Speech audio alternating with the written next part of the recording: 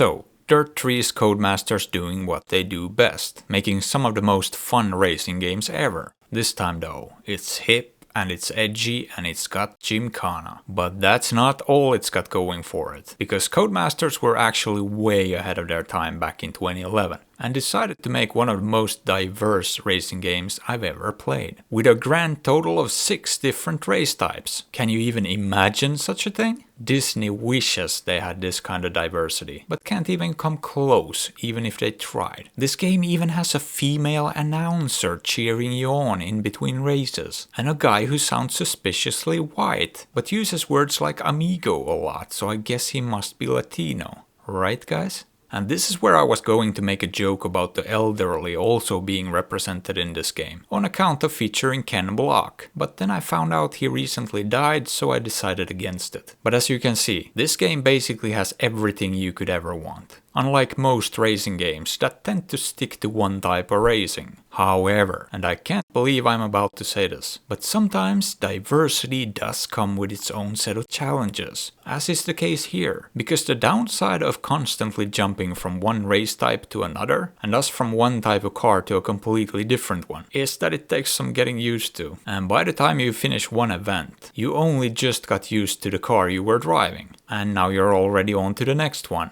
and you have to get used to a whole nother set of wheels. Eventually though, I did get comfortable with all the different cars, and jumping from one event to another didn't really pose any real issues anymore. So what I'm saying is, if we all just show some patience, we can learn to get used to a wide variety of diversity, even if it does mean that you crash and burn at 100 miles per hour from time to time. But if you stick with it and don't give up, you will get used to and maybe even learn to like all the different race types out there. Except those fucking Gymkhana events. Those can go right back where they came from and fucking stay there. Or I'll build a goddamn wall to keep them where they belong.